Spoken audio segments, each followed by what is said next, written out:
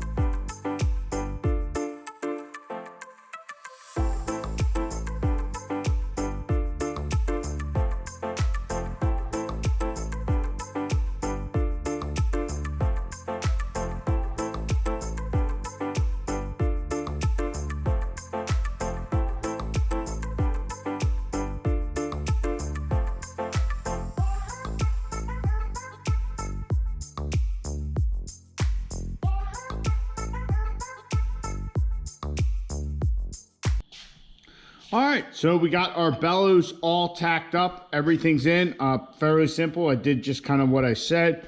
Marked this one here at the weld, and then 3 1/4 inches down.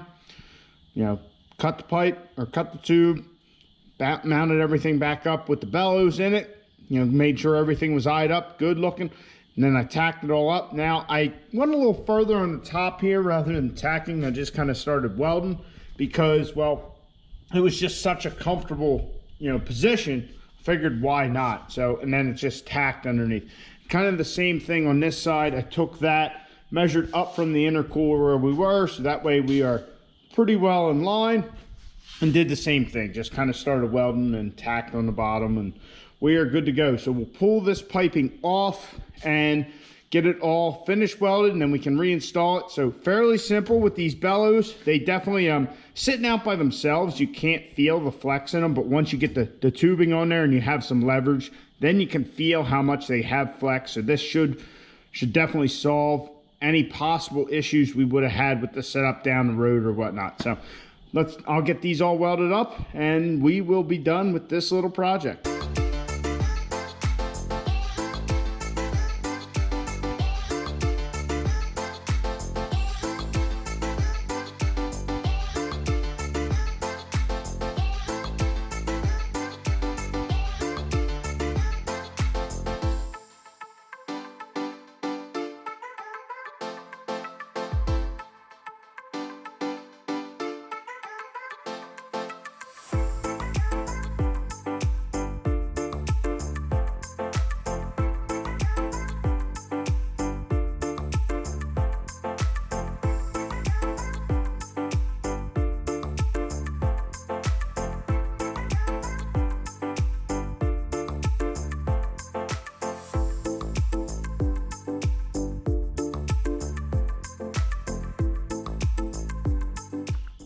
All right, so our intercooler piping modifications are done. We have our bellows fully welded in, fully installed. Everything is looking good. Very happy with the result. Very simple, just a little bit of time, really. Our bellows are nice and in line.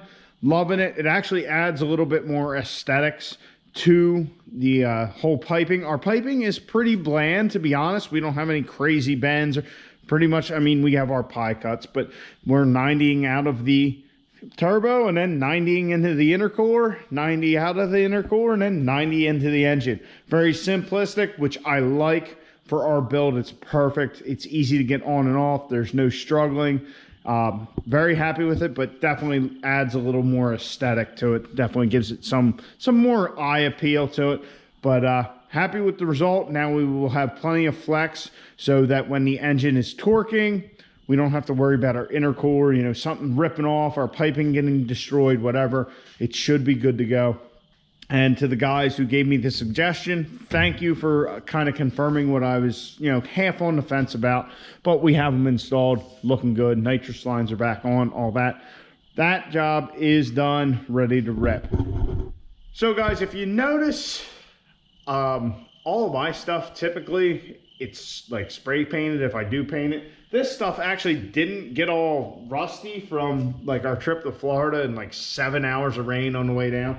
You know, we got little spots here and there where we're getting a little bit of rust, but for the most part, it's not rusting up as bad as I would have expected. But I keep everything either like spray painted. I don't get anything powder coated for a reason. That's because we tend to change stuff here quite often. So there's no sense in taking the time, the money, the whole 9 yards with getting something powder coated where, well, we just modified it. Like we're constantly modifying stuff around here. I definitely would love to get this thing to a state where we're like, hey, everything is working great. We're not having any issues. Like, this is it. We're not doing anything to change this. Then maybe we'll look at like powder coating this whole setup, but who knows, you know, maybe down the road, once we get to ripping this thing quite a bit, we'll find something we don't like, or we need to change, or we need to add a couple more nitrous bungs, you know, for maybe some dyno events or something. All that we'll see in the future, you know, where it's at. But that's why you never see my stuff powder coated, because yes, powder coat looks cool, but bare metal looks pretty cool too. Just the problem is rust, really.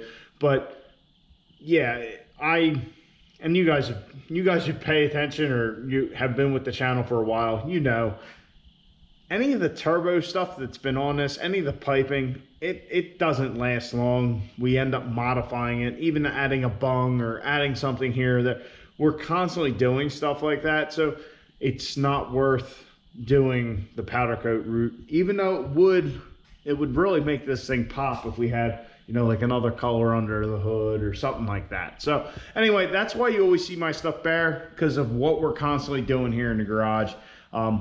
That, and honestly, I've been toying with the idea of maybe we will try our hand at doing our own powder coating, and then that will be a non-issue. So anyway, guys, we got our bellows in. We now don't have to worry about our intercooler and our piping, you know, because it was solid mounted, you know, ripping anything apart. We will have flex in our piping, and we are good to go. So I hope you guys enjoyed the video. I hope you maybe picked up on something, learned something. Maybe you're going to add bellows to your project. I don't know. But big shout out to the guys who pointed that out to me, because it was definitely something I was on the fence about. But anyway, I hope you guys enjoyed. Please like the video, subscribe down below. Catch you guys on the next one. Get out in your garage, get the wrench on your truck.